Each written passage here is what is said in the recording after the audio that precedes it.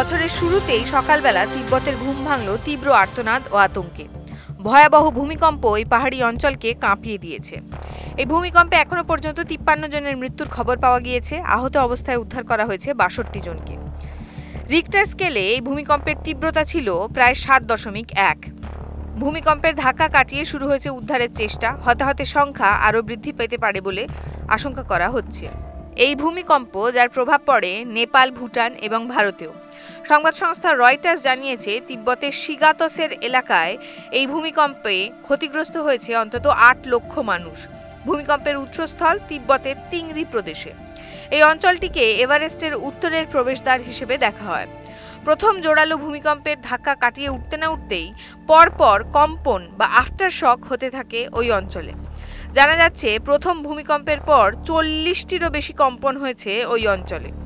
তার মধ্যে 16টি কম্পনের মাত্রা ছিল 3-এর বেশি। ভূমিকম্পের পর বেশ কিছু ভিডিও সমাজ মাধ্যমে ছড়িয়ে পড়েছে। তবে একটি ভিডিও প্রকাশ করেছে রয়টার্স। তারা জানিয়েছে, এই ভিডিওটি তিব্বতের লাতসে শহরের কাছে। ভিডিওয়ে দেখা যাচ্ছে রাস্তার ধারে দোকান ভেঙে পড়েছে, ধ্বংসাবশেষ ছড়িয়ে ছিটিয়ে রয়েছে রাস্তার উপরে। জানা যাচ্ছে, ভূমিকম্পের উৎসস্থলের কাছাকাছি অঞ্চলে প্রচুর ভবন ভেঙে পড়েছে। সাধারণত এই ধরনের জোরালো মাত্রার কোনো ভূমিকম্পের জেরে মারাত্মক ক্ষয়ক্ষতির আশঙ্কা থাকে। চীনের সরকারি সংবাদ সংস্থা সিংহুয়া জানিয়েছে, সরকারি আধিকারিকরা ভূমিকম্পের জেরে ক্ষয়ক্ষতির পরিমাপ জানার চেষ্টা করছেন। ক্ষতিগ্রস্ত শহরগুলির হতাহতের সংখ্যা জানার চেষ্টা চালাচ্ছে প্রশাসন। তিব্বতে ভূমিকম্পের উৎসস্থল থেকে প্রায় 400 কিলোমিটার দূরে নেপালের রাজধানী কাঠমান্ডু। সেখানেও কম্পন অনুভূত হয়েছে। প্রাণ ভয়ে বাড়ি ছেড়ে বেরিয়ে আসেন কাঠমান্ডুর বাসিন্দারা। প্রভাব পড়েছে এভারেস্টের পাদদেশে অবস্থিত নেপালের সোলুখুম্বু জেলাতেও। সেখানকার মুখ্য জেলা আধিকারিক অনুজ রাজ ঘিমিরে রয়টার্সকে জানিয়েছেন, সোলুখুম্বুতে জোরালো কম্পন অনুভূত হয়েছে, তবে এখনো পর্যন্ত কোনো হতাহতের খবর পাওয়া যায়নি।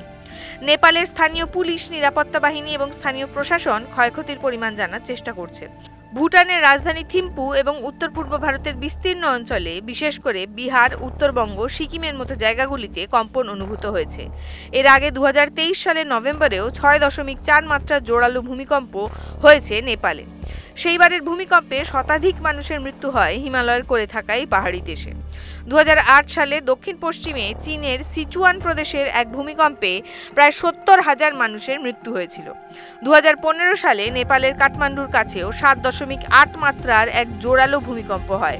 তাতে প্রায় 9,000 মানুষ প্রাণ হারান। আহত হন কয়েক হাজার মানুষ। ক্ষয়ক্ষতির হিসাবে সেটি নেপালের সবচেয়ে ভয়ঙ্কর ভূমিকম্প ছিল। নেপাল, উত্তর পূর্ব ভারত এবং দক্ষিণ পশ্চিম চীনে মাঝে মধ্যেই ভূমিকম্পের খবর পাওয়া যায়। বিজ্ঞানীদের একাংশের মতে, এই অঞ্চলে ভারতীয় পাতের সঙ্গে ইউরেশীয় পাতের সংঘর্ষের প্রবণতার কারণে এই অঞ্চলে ভূমিকম্পের আশঙ্কা বেশি থাকে। এরকম আরও নানান দেশ বিদেশের খবর জানতে চোখ রাখুন নিউজ 18 বাংলা ডিজিটালে।